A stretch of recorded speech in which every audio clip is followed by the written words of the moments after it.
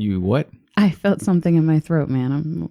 I didn't know what it was. All right. Yeah. Didn't make you gag, though, so No, it didn't make me that's gag. promising. Is this really how we want to start out this episode? I have no idea how we're starting this episode. I was just hitting record, so we were going. Welcome back to Rated Radio with your hosts, Rayburn Alexander and Shane Wyndham. Rayburn, what's going on in your world? Well, besides that I got the worst sleep of my life the night before last while camping. Pretty good, but I think saying I got the worst night of sleep I've ever had in my life is stretching it. I did not sleep whatsoever, so. Why? Thanks, Dad, for ruining my air mattress that probably has a bajillion holes in it. It was completely flat within the hour, so. Ground's cold, man. Yeah? Yeah.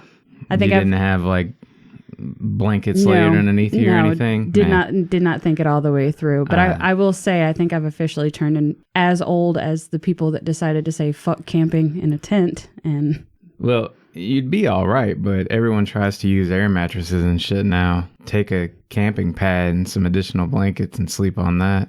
I'm not an expert camper, Shane. You know, the funny thing about air mattresses, too, is if it's cold outside, it's cold underneath you. Like, even if you're on the air mattress, you still get pretty cold by way of comparison to warming the ground with a mat and that sort of thing. Yeah. Like I said, didn't think that through. I know. I'm just don't give up on camping just yet. Okay. I love camping. I really do. I really enjoy camping, but I never look forward to the sleep. Never. Anyway, enough about me. What's going on with you? Well, my wife tried to die on me this week, but I forced that bitch to keep right on living. I can think of nothing else in my lifetime that's been so emotionally draining. My son wasn't allowed to visit her in the hospital, kept telling me in his sad voice that he lost mama. Aww. I never want to deal with that again, but this is real life, kiddos, so buckle the fuck up and take nothing for granted. I will say, as she was giving updates from her hospital bed, I was so refreshed to see that she still had that great sense of humor, even though I knew she couldn't see the kids and being in the hospital by herself was probably a giant pain in the ass. Mm-hmm. But she's a trooper, that one. So it was refreshing to see that she was still in somewhat high spirits. So yeah, good for you, girl. Morphine really helps your spirits along when you need it. Enough about us. Roll the intro.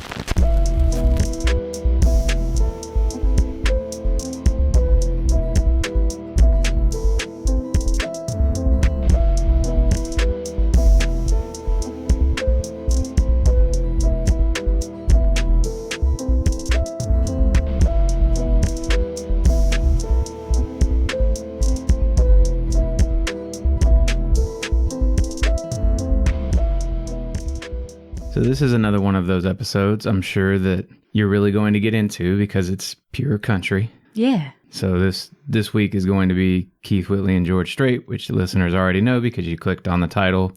Congratulations. You just heard me repeat some shit you didn't need to know. Before that, let's go ahead and go through our song list for the week. And that was your pick of what? Top 10 covers that are better than the originals. Are you feeling good about this list? I feel good about my list, but again, this is a type of list that is never ending to me because there are so many good covers out there. So we might revisit this list in the future, but for now, we'll just get started with these lists. You go ahead. All right, first on my list is A Hazy Shade of Winter by Gerard Way. Originally done by Simon and Garfunkel. It was also done by the Bangles at one point. While this song has been overdone, this has to be my favorite. This comes from the Umbrella Academy soundtrack and fits perfectly to Gerard Way's vocal stylings. Cool. What's next on your list? I just wanted to point out before we moved on, I don't think I've ever heard Hazy Shade of Winter. Done by him? Any version. You've got to be fucking kidding me. I'm sure I know the song, I just don't. I guarantee you've heard the I mean? Bangles version. Okay. So my first pick is Wild Horses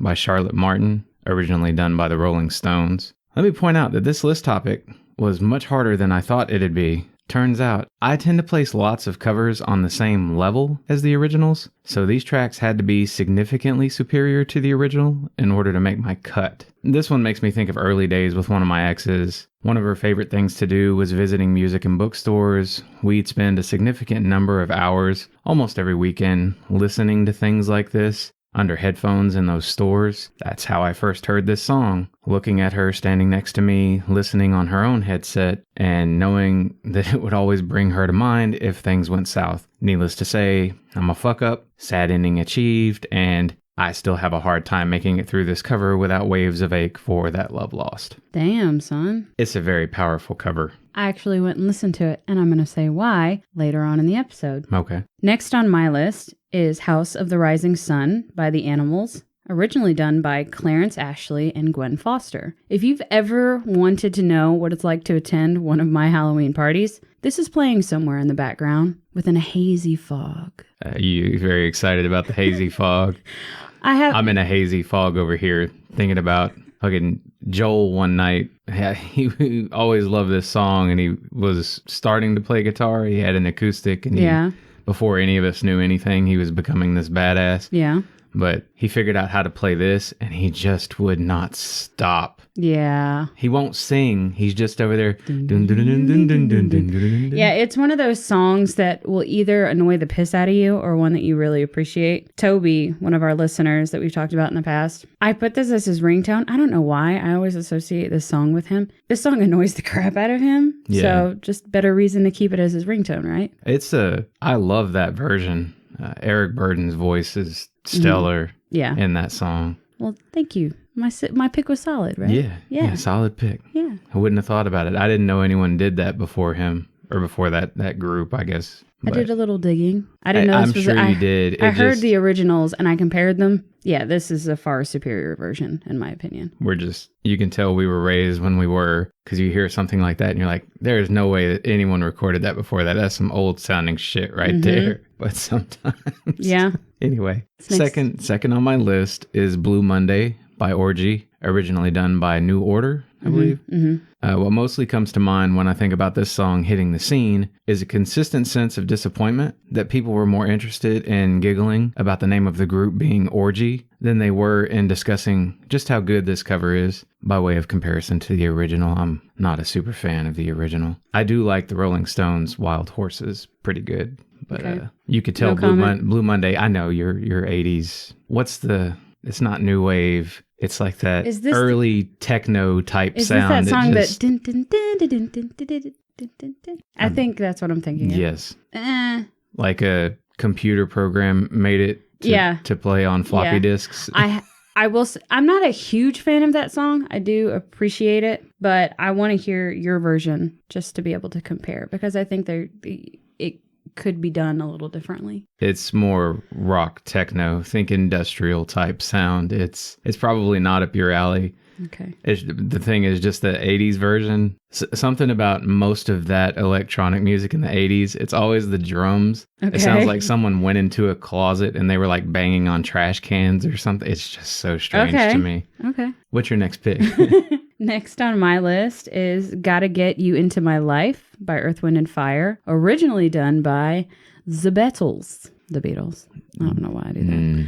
This is such a better version, but then again, anything Earth, Wind & Fire touches turns to gold. This song is featured on the Sgt. Pepper's Lonely Hearts Club Band movie, so that's where I first heard it. And I originally thought this was their song. I didn't know it was a Beatles cover until I got older and I started deep diving into the Beatles. So I think that says more about the way I grew up than anything. I think everybody has that experience. They think they know a song, they don't know the original. It's been my entire life. It's still happening.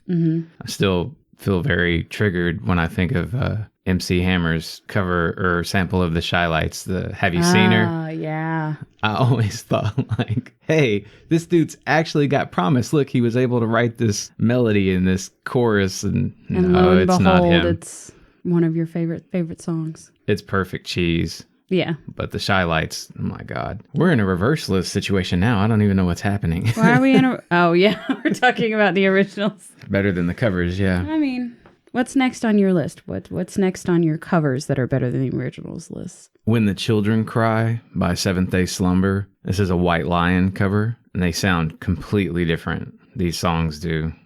They wrote a guitar intro for this cover that is just spectacular. The ex-fiance introduced me to this one, along with a million other Christian rock songs, which I genuinely enjoy. It's a seriously underestimated genre. So don't act like no one ever tried telling you in advance if you ever find yourself in love with some Christian rock songs. Jay was rather religious. I wasn't. But I do remember wanting to be less dismissive of religious concepts once she came into my life. This got a bit extreme after the breakup. Looking back, I realized it was my way of clinging to her in any small way that I was able. I was at least happy to find that my love of the music I'd grown so fond of didn't diminish once my religiosity did. And this is a good example of that. Yeah, I think there's a lot of Christian songs and bands that have some serious potential. Yeah. I think that by putting them in a box of, oh, we got to be good, we got to stay within these parameters, is tough. And a lot of it's mainstream and you don't even realize that it's... Yeah, I didn't realize I was listening to Christian rock when I was actually still going to church.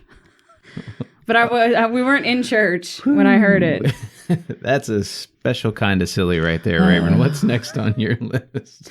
Next on my list is Dancing in the Moonlight by Top Loader, originally done by King Harvest. Twinkly and bright, much more fun and dancier version of the original. It adds a little more fun that the previous one severely lacked. Again, the original is good. I just think this version just makes it a little more fun. I don't know how many times I can say fun in this explanation. If you like fun music, there you go. Do you have something in your throat? Mm-hmm. It's very sticky. Oh, that sounds like a personal problem. Anyway, moving on. Next is Fly Like an Eagle by In This Moment, originally done by the Steve Miller Band. Trigger warning, I'm not a big fan of Steve Miller Band. I'm just not. What? But this cover is exquisite. I must have listened to the album this comes from a dozen times while editing my debut novel. Every time I hear Maria Brink sing, I feel ready to start writing again. Maybe someday. Maybe someday. Next on my list is Try a Little Tenderness by Otis Redding, originally done by Ray Noble and his orchestra. Another one of those moments. Didn't know this was a cover. Should have damn well known better because it's a great song. I would never deny the genius that is Otis Redding. He took this song to a whole nother level. Redding's soul shines through his version about 10 times better than the original could have even imagined. So the magic words are Otis Redding. Yes. Yes. That's for damn sure. What's last on your list? First half ending for me is Mad World by Gary Jules. It's a Duran Duran cover. I was mad you took this. I didn't check my covers. I just assumed I was right about who originally did it. So hopefully it's Duran Duran, right? If not the listeners, someone will correct us, I'm sure. Yes, please correct me. I live for it. Unlike Fact Girl, who doesn't want to know. I don't care. I understand most folks associate this cover with the Donnie Darko film, but it will always be the music video for me. I knew the song from random listening back when Spotify first became a thing. Hadn't seen the music video, though, until my brother-in-law, Sean, told me via text to go watch it. I got home from work, gave it a watch on YouTube, then saw I had another message from him indicating he'd left me a present in the apartment. This was shortly after he moved out, but he still had a key. And apparently during his lunch break, he'd come over, taken a dump, and fell to flesh. Strange associations, I realize, but that's the reality. Sean rarely let you in on knowing he listened to things like this without comedically countering himself somehow. Got to make something a joke. Can't let you have a sneak peek at what's behind the curtain without throwing in a joke. Correctamundo. Yep. I'm crying. Look at my dick. Yeah, that's Sean. Sean in a nutshell. Sean in a nutshell. Are we ready to move on to our first artist? To talk about Keith Whitley? Yeah. Fuck yes, I'm ready. All right. So, the first album that we covered by Keith Whitley was LA to Miami from 1985. This was my top album. This was my middle pick. I gave it 4 5s out of 10. 9. Ooh, damn. Yeah. My top track was On the Other Hand. 10 Feet Away. Yeah, that one was good. I almost picked that one. And my bottom track was That Stuff. Quitting Time. Really? Yeah. Most people, that's one of their favorites by Keith Whitley. That was the only one I knew going into this week. It's a good song. It's just not something I'm usually in the mood to listen to. It's a little too... It's because you work from home. Well, I mean, even when I was in, the office or working anywhere... Not literally, Sean. I'm not that... You know what I mean? Like, there are people who I think... Like throw their hard hat in the back of the... Punch the clock and it's like, let's go get fucked up. And that's what this song is. Me, it's just like, let's go home and fucking chill. Go home and take a nap. Yeah. Couple notes on this album. For me, this was what I would consider country twilight. If you know what I mean when I say country twilight. I approve of this terminology. I have patented that expression. It is mine. If you would like it, please call me and I'll see if you can use it. But anyway, it adds synth piano, that twinkly sound. In other ways, it's classic two-step love song country. Older style of country. Imagine either twilight country or leaving work and meeting a woman at a honky-tonk. That's pretty much the entire album. Yeah. It takes you on a journey throughout the album of either you're ready to get the fuck out of Dodge at work and you're, like you said, about to get fucked up, but also somewhat falling in love because there's a lot of love here. You're ready to fall in love when it's quitting time, right? Yeah. This is my absolute favorite voice in country music. The music itself can be sensual, nostalgia-inducing, and sadly, a bit hellbent here on achieving that 80s era cheese. His version of On the Other Hand isn't arranged as well as that of Randy Travis for me. Haven't heard the Randy Travis version. Well, there you go. All right. It's obviously a good song, and I still gave it a 5, so I'm not disagreeing in any way here. Yeah. Great songwriting by the writer of that song. A few of country's best songs are on this respectable debut, in spite of the 4 that I gave at the end. It's just a really good album. I found out this week when talking to my brother about who we were planning on covering. Of course, I'm like, yeah, we're covering that other artist that we'll name later. But then I told him we were covering Keith Whitley, and he was like, oh, damn, Keith Whitley, that's my shit. Yeah. And again, had no fucking idea that Logan was about this kind of music. So. Separating the men from the boys right there. If you know, you know, right? You could ask somebody, do you like George Strait? And they'll be like, yeah, I like some George Strait. That's cool. You like some country music. Anyway. Moving on to our next album, which was I Wonder Do You Think of Me from 1989. This was my middle album. This was my bottom. I gave it 2 out of 10 5s. 9 again. Yeah. My top track was Talk to Me, Texas. It was the title track. I Wonder Do You Think of Me. And my bottom track was Heartbreak Highway. Turn This Thing Around was my 4. I like Heartbreak Highway a lot. I think... Couldn't get in it. Yeah, maybe it just grows on you. But then again, I'm new to this whole country thing, so... Well, this is true. Ask me in 5 years and maybe you'll be able to separate the girls from the women. Maybe. And that's really not a road I should have gone down. It's really not. You're already down this road, man. I know. I have a love of Keith Whitley. I think everybody knows George Strait. Mm-hmm. Well, now you've already said what we're covering next. I was adding a little bit of mystery, but it's in the title of the episode, dude. They're going to know who we're covering. Yeah. I don't know why you're trying to hide it. I don't know either. Anyway, a couple of things I want to say about this album. This had more talk of alcohol, which is sad considering how we lost Keith Whitley. Talks of a lot more heartbreak. At times it sounds more like that Woody's Roundup sound. Heavy steel guitar and strings. And for me, it was way blander than the first album that we covered. Okay. Well, this was my bottom pick, so... Yeah. I said this album may be a bit more consistent than the first we covered, but it's also closer in places to 80s bar country. Some of my 5s are a little fair weather here. Again, though, there are some tracks on this CD that my life would feel far emptier without. Really, there are amazing things on this disc. So, and 9 5s. Even if some are weak, it's still... A little bit of nostalgia for you?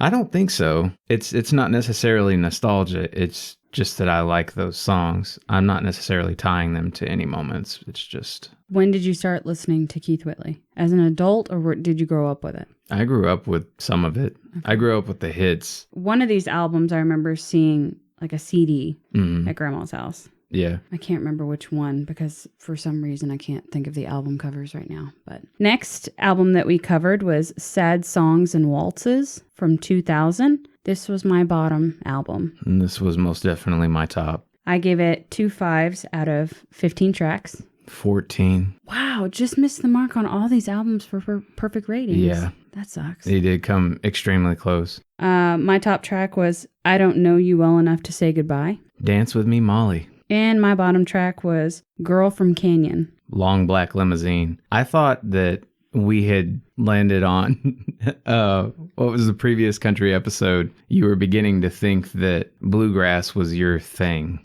Yeah. Okay. Never mind. Just that your bottom track is what I wrote down here is this is a drinking album whose title can and should guide your expectations. Sad songs and waltzes. That's exactly what you're getting. Mm-hmm. If you aren't in the mood to be drunk at a country bar, this LP probably won't offer you much. The few bluegrass tracks are the only reprieve from the melancholy dance tunes. There's a song here that George Strait also released, and I prefer the Strait version. Great. Say that again. I prefer the George Strait version. That is not what you said. I know what you wanted.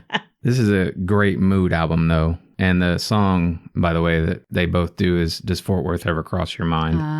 Okay. What I want to say about the album, this was released after his death. Keith Whitley died of alcohol poisoning in 1989. His blood alcohol level was 6 times the legal limit.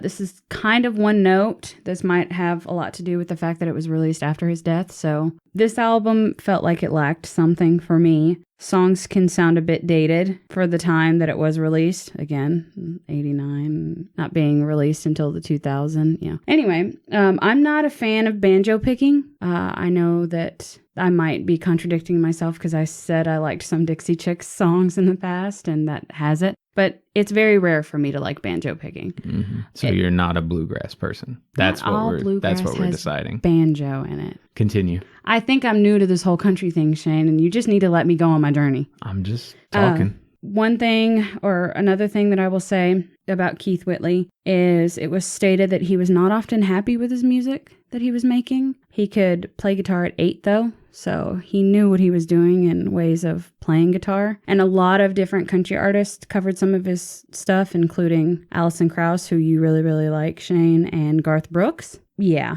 he's good. Yeah. He's good. I enjoyed his stuff. Don't let the fact that I gave low 5s mean much of anything. There's a ton of consistency here. And so, like I said about that last album, it's a mood album, and I think a lot of his music is a very specific mood. Mm-hmm. Like if I'm listening to Hank Williams Sr., I want to have a cheap-ass gas station beer and be sitting on the lawn at night getting drunk with some people around like a campfire or something. Yeah. That's the mood. And Keith Whitley tends to fit into a mood as well. And that's just sad by yourself and you're drinking. And I can relate to that. I will let you know when I can relate to it. I'm never alone. You're never alone? Not really. Lord. Now that I work from home, I have my sister living at my house. I love my alone time. I appreciate my alone time too. I just don't get very much of it anymore. Okay. And I don't even have the kids. You have the kids. So to sort out some of the confusion that we created just a minute ago, Whitley did die of alcohol poisoning prior to the release of his third album. His third album was I Wonder Do You Think of Me? So the one that came out in 1989. Yeah. He was done and happy with that one right before his death. Sad Songs and Waltzes came out way, way later, 11 years later. And yeah, he had recorded that music. I think all of the music was redone for Sad Songs and Waltzes. Mm-hmm. All they kept, obviously, were his vocals. Yeah. Because it wasn't, the music wasn't up to par where he would have wanted it. And his contributions continued coming after his death. His actual songwriting, not seeing a limelight until he was dead. And that's really sad. Mm-hmm. Most of what he did on his albums while he was alive were other people's songs. Yeah. But he was a prominent songwriter, and you just didn't get a lot of it until he had already passed. He was married to country music artist Lori Morgan, and also has a bluegrass album with Ricky Skaggs, which listen to all of it. So I've talked about some of the songs that other artists did that he also did. Yeah. Like George Strait and Randy Travis. Yeah. The ones that we didn't bring up, if you see something here that was also done by George Strait or some other artist that you know and love, I put all those versions on equal footing. Okay. So if I liked it less than what the other artists do, I told you about it. But if I didn't mention it, I think they're equivalent. Okay. And this music makes me feel like I'm on a dirt road headed to a family picnic. All right. That's the actual mood. That's the mood. Yeah. Not drinking on your lawn by a campfire by yourself. It's still alone time in my head, I guess. Some other artists that I would compare Keith Whitley to that I got a kind of vibe. Loretta Lynn.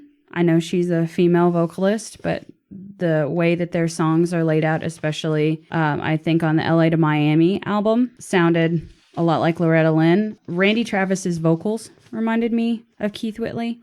And Restless Heart. So more Restless Heart towards the end of the albums that we covered for me. That's actually really good, that last part about Randy Travis and Restless Heart, because the vocal comparisons are both there. What's lovely about his voice is he has this natural, haunting, sad, deep register, and it just, the way it comes up into that other register, like the higher register, you can't really hear it or notice it. It's not like some artist that you really hear the difference in their falsetto. He just flows between them, and it's such a rare thing. I will say, as far as his look or the album covers or anything, I had to really fight with myself to not Photoshop your face on his head. Really? Keith Whitley's hair, man. I just want to know what that looks like. Oh, okay. So I might give in a little bit and put your face. Okay. Not in a weird way. I just wanted to see what you would look like with his hair. I'm picking up what you're putting down. I just didn't understand in the beginning. I mean, I just got through photoshopping your face on Reba for fun, so yeah, I did my fair share of photoshopping mine on others. Reba does it better, needless to say, her own face. But that's all I have to say about Keith Whitley. I'm good to go, man. Let's take a break. All right.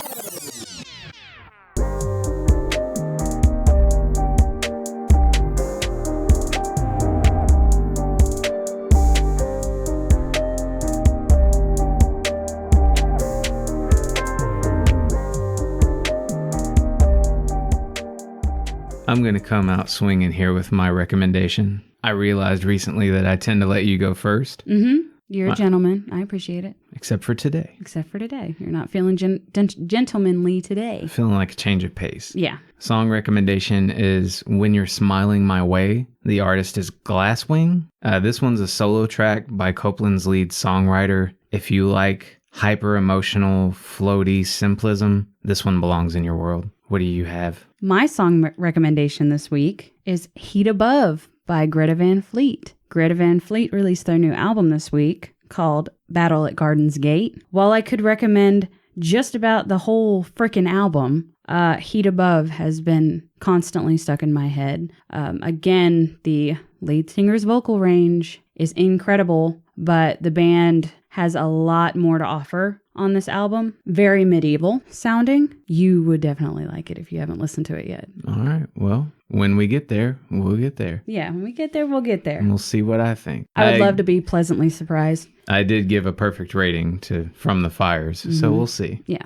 I just think with you and kind of your appreciation for medievalish epics as far as like songs go, you like a lot of... You got me thinking I'm going to turn on a Greta Van Fleet CD and be listening to the Braveheart soundtrack over here. Like, what the fuck? I mean, no. It's just, it's a medieval rock. Let's cross that bridge when we get there. Okay. All right? All right. Do you have any plugs? I do. I wanted to recommend a film that's available on Netflix called Captain Fantastic. Stars Viggo Mortensen, who was Aragorn in the Lord of the Rings films. It's not a superhero movie. No. Some of you may know what I mean when I say there are certain movies you watch that leave you feeling enlarged or renewed. You know, you step outside after the credits roll and it's like you're feeling the breeze blow in ways you never did before. This is that kind of movie. Don't keep living without its pull on your heartstrings. I've been very curious to watch it, just knowing the premise of it. It seems really interesting. I'd heard Aaron Van Damme from Flick Connection recommend it a few times, and I was like, I have to fucking watch this. Don't even know what it is, and the confusion of not knowing what it is when you go into it is probably for the best. It's very, very good. Viggo Mortensen is incredible. Yes. And just about everything that I've ever seen him in, so I have high hopes for that one. My plug for this week is melatonin tablets. I have finally reached the age. You know, I can plug and recommend anything that I want, Shane. Yes, you can. I can sit over here and shake my head the whole time because fuck that stuff. I am finally at the age where these are a necessity. While not to assist me with falling asleep, it's ensuring my ass stays asleep that these find their use. So thanks, melatonin. Are we ready to move on? Yeah, something might be wrong with you. Maybe. I think your body naturally produces melatonin. It does, but apparently not enough to keep me asleep. So, Reduce your screen time an hour or so before you go to sleep. Okay, Dad, listen. I'm gonna need you to not tell me these things. And I don't know why you're always surprised that there's something wrong with me. Moving right along.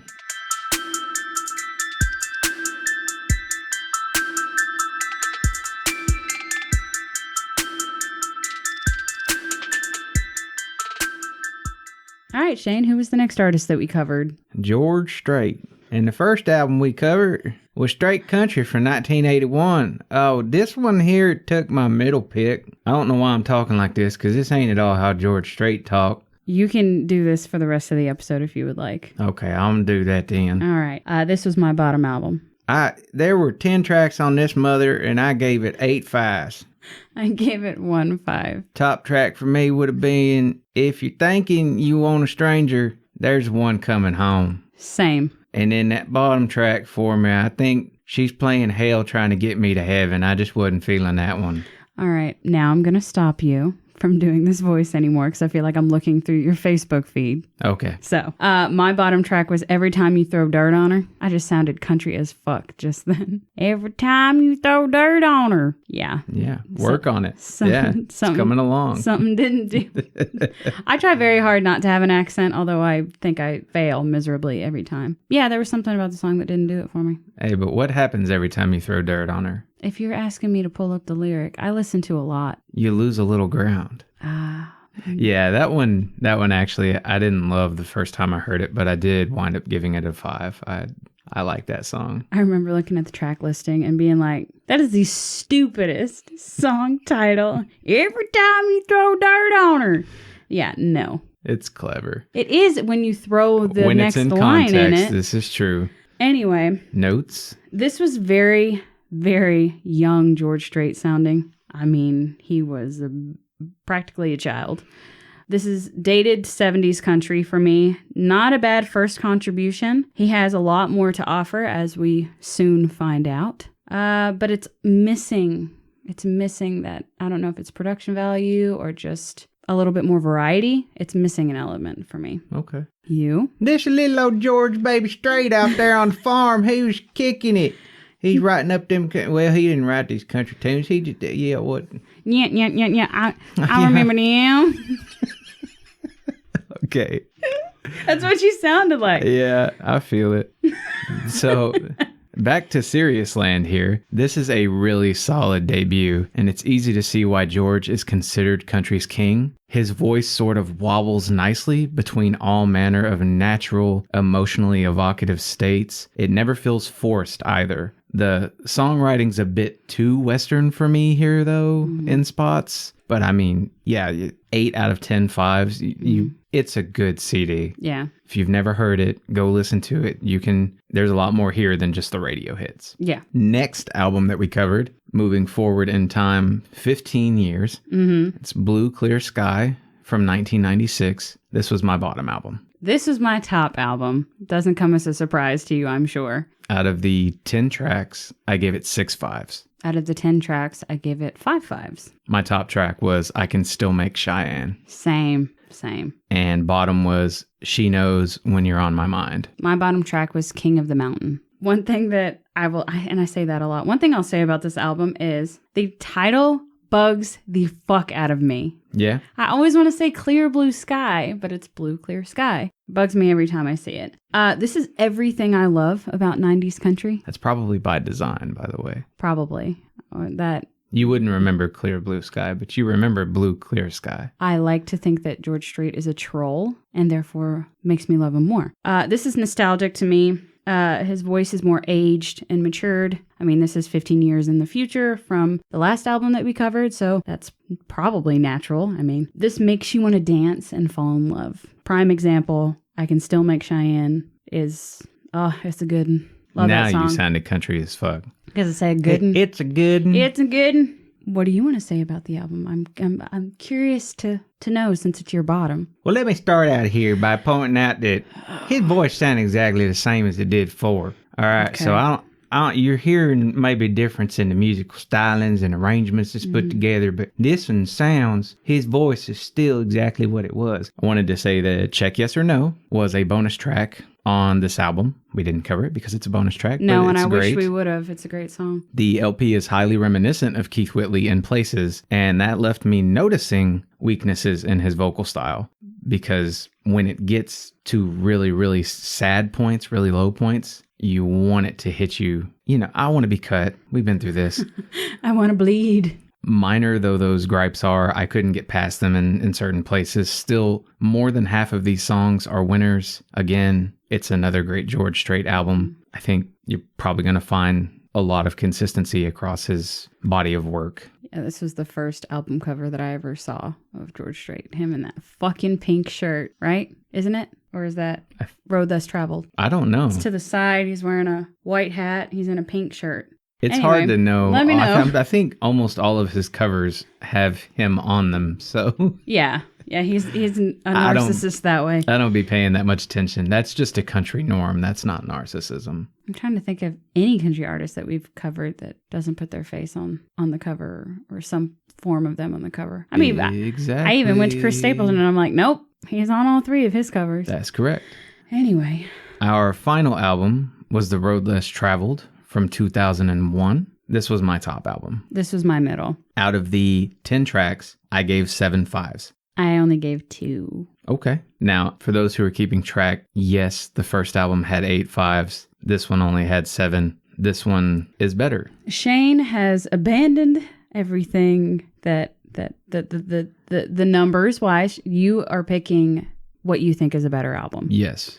So, which is good, because there have been too many times that I'm like, the numbers, because there's more tracks, says that this is the better album, whereas I don't agree. I usually go by what the numbers say. So you do you, boo-boo. You go average. Yeah, I go average, but I almost abandoned that this past week. Well, the reason why I'm abandoning that, because I don't normally let average control, because a lot of the time, again, I do just want the hits and stuff. But if I'm putting an album on to listen to, this one has more of the style that I want. The 5s are stronger here than they are on that debut for me. Yeah. I wish there weren't auto-tune effects on this album. That really bugs the shit out of me, but I get over it. You know, the songs are that good. My Life's Been Grand is a Merle Haggard cover. Should mention that. It's accessible, I think, to the widest musical audience, but retains that border town style Strait is famous for. Again, though, I would have to say, if you despise everything to do with country, don't think that because I said this is more accessible that you're going to get into this album. I really enjoyed this album. It was a bigger sound. It was a little more polished and consistent. I think that my top track, Don't Tell Me You're Not in Love, speaks to that. It's a good one. It's a good one. It's a good one. But I was curious to know your top track and where it fell. Run is my top track. That was my bottom track. Run is your bottom track. It was. I'm sorry. It was. And I really wish I would have wrote down my reasoning now. Sorry. Yeah, get back to us, because I would like to know. Okay. Well, what about your bottom track? Judgy? My bottom track was The Real Thing. Okay. It's not as bad as I initially thought it was. There's just something about it. I didn't give anything on this album less than a 3. So even Run got a 3. My 5s were harder to get, but like I've said about other albums, I like consistency. If I can turn it on and press play and go about my day listening to it, it's a good album. This is, to me, where he found his signature sound and utilizes it. It is more polished. It does have a bigger sound, but the way he evolves to this point. It only took you 20 years to get a signature sound. Yeah. And we know you had about, 50 number ones around that, whatever. You done good right about here, Georgie. I don't know if anyone's ever told you this, but you're an ass sometimes. Yeah, I'm just playing around. I'm teasing you. I don't mean anything by it. Do you not think that I know that? Anyway, no, I'm going to cut you off because... You go ahead. Some things... some things that I...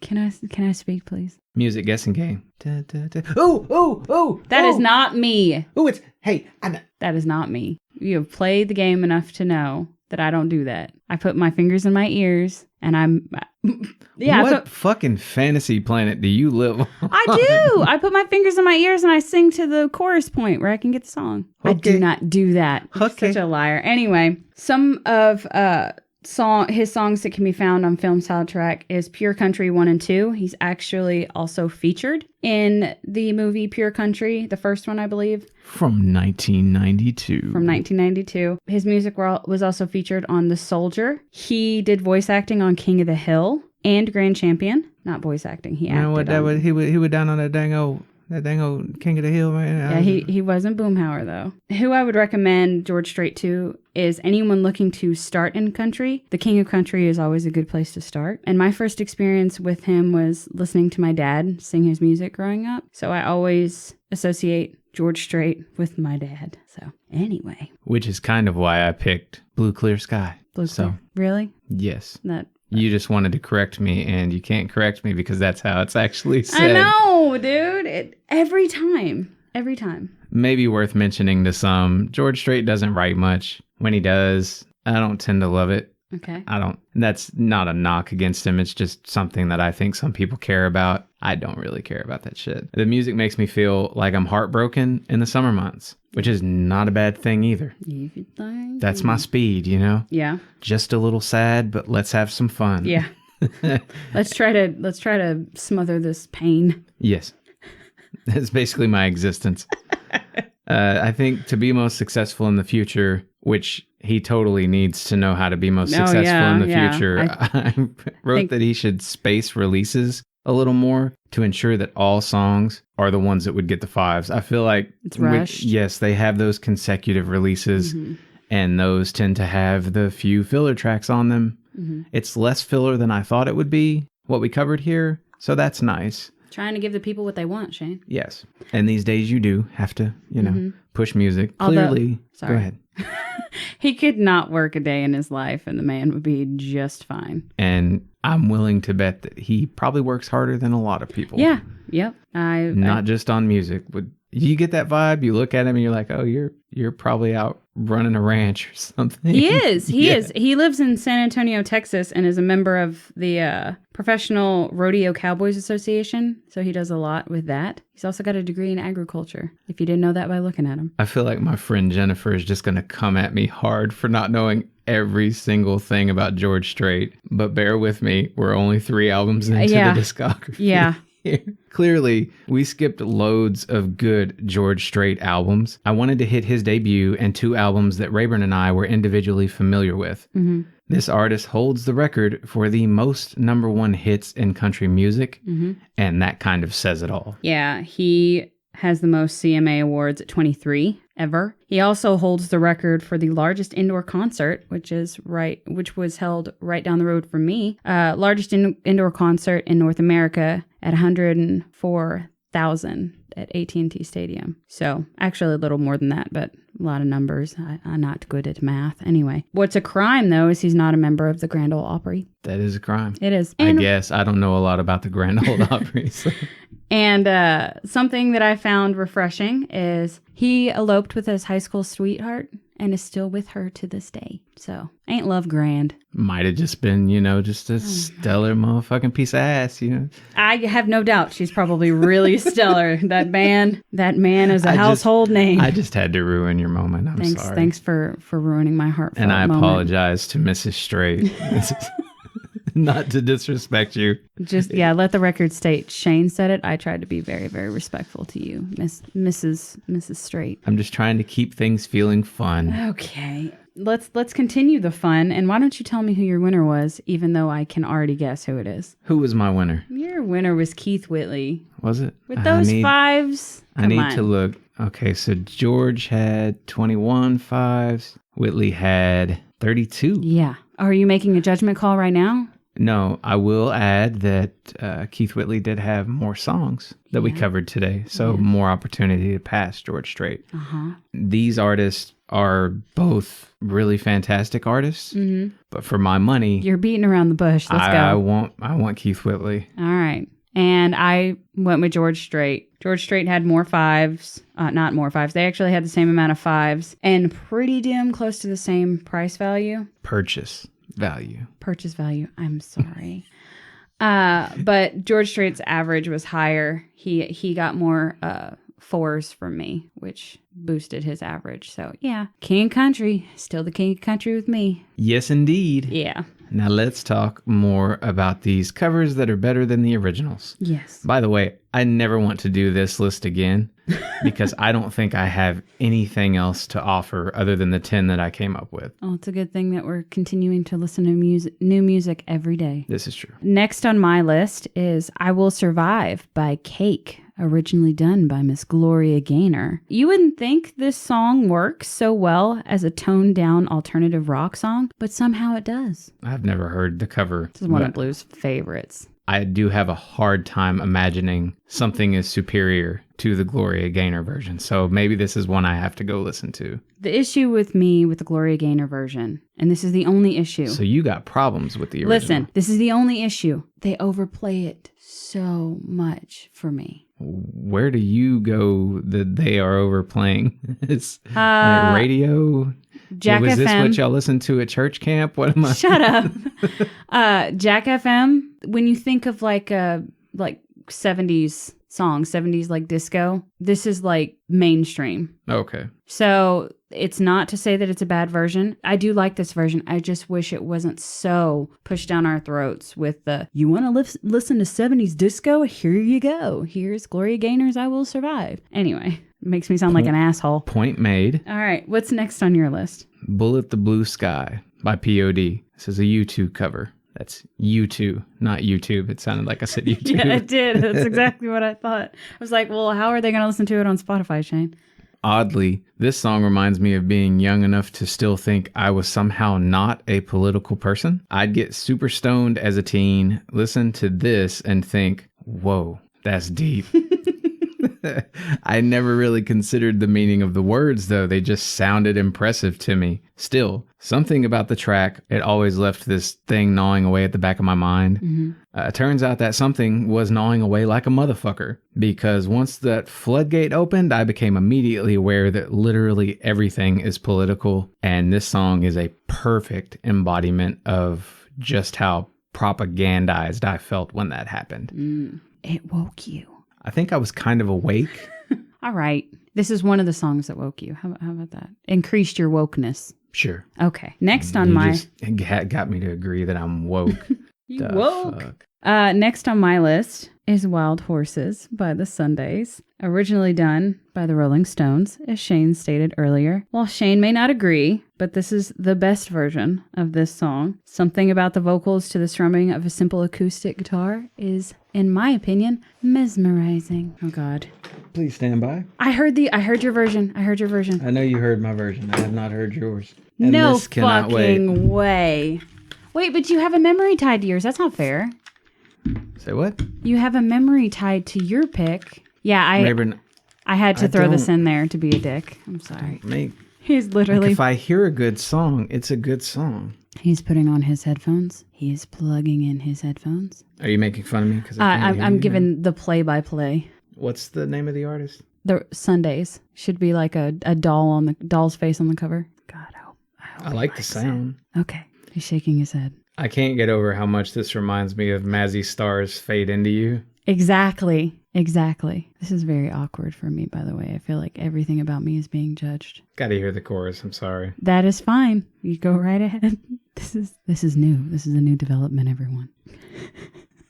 This seems an odd pick for you. What the fuck does that mean? I just wanted to see the look on your face. I can hear it through his headphones.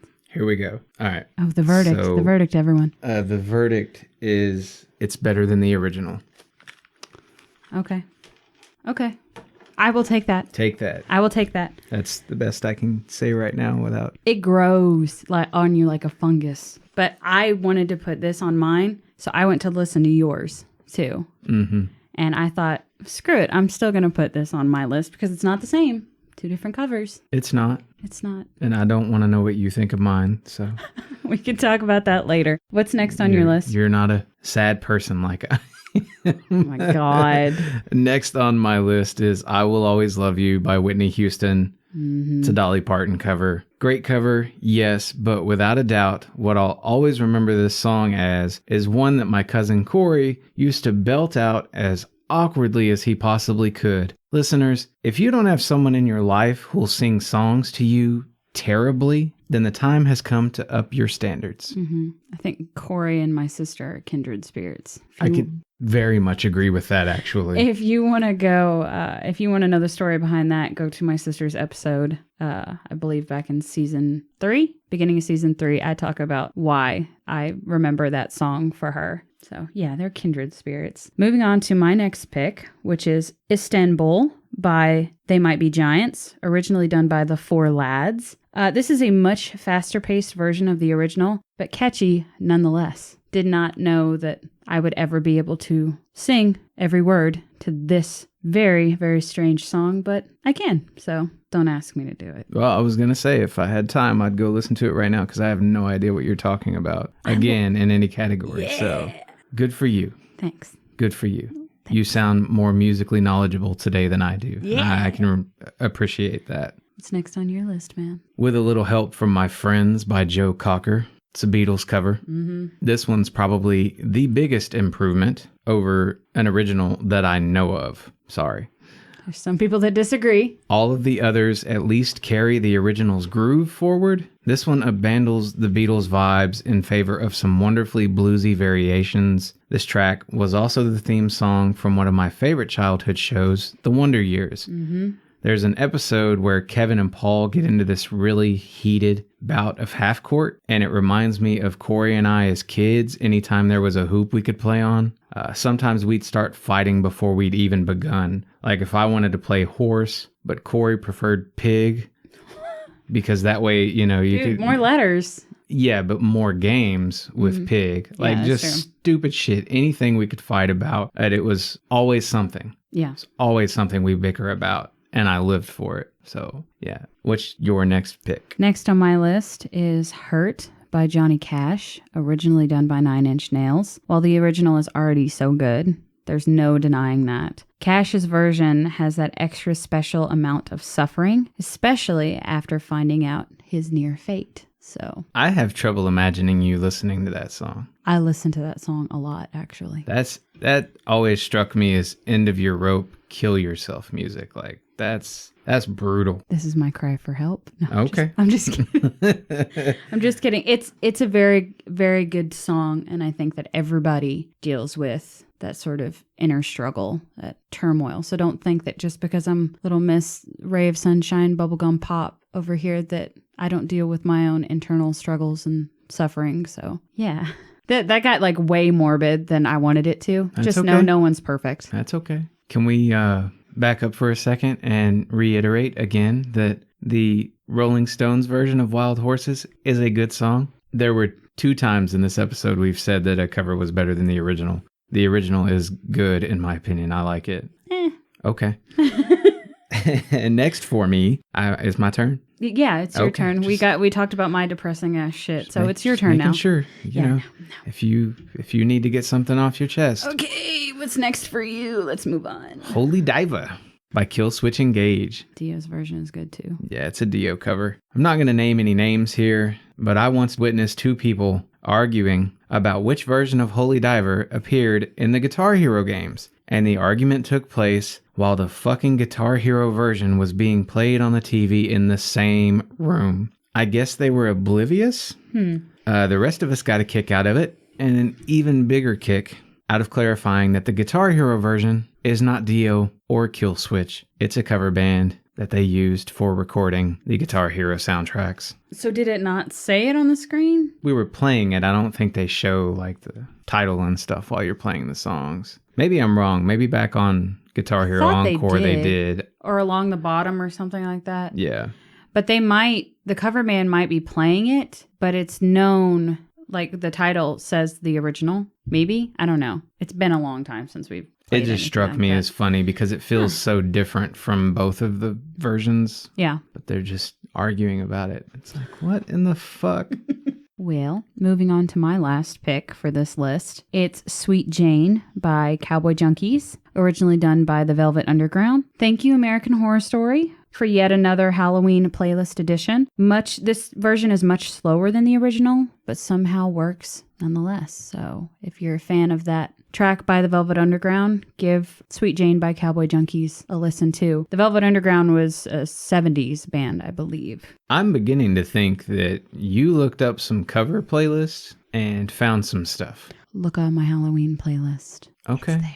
I just mean, like, there's a lot here that I've never even heard of, so it's Oh, you're sus of me right it's now? It's suspect. Ah. No, Like, I just can't know any music that you fine. don't know? That's fine. I'm just saying, I see your lane, and you swerve out of it a little bit, but this is like a hard swerve into some territory I've never... Sweet Jane has been on my Halloween playlist forever. You don't have to defend yourself, Raven. I will. I think I should. Playlist. I think I should. Istanbul, I've known for a while. It's on my cock out mix, so yeah. Your cock out mix. I have a version for ladies, which is clam out mix, and I have a version for men, which is cock out mix. Oh my God. Rock out with your cock out, jam out with your clam out, you know. That may be the worst pussy reference, by the way. Clam. Worse than what is it? Cock pocket? Cock pocket's fun. Hatchet wound? Like it's hatchet wound's still funny. I'm sorry. Every time I turn on Guitar Hero, it's the band name that we had. Your Arby's 3-beat sandwich. Fucking hatchet wounds. Yeah. Like, there are things, I'm sure, beef curtains and that sort of thing, you know, but yeah. This whole realization that clamato is tomato and clam juice, and just, I don't know, clam, it just doesn't paint a pretty picture, I guess. You don't like clams, man? They can be really hard to get into, literally. Yeah. But it's not typically pussy experience that I've had throughout life. Anyway, the last.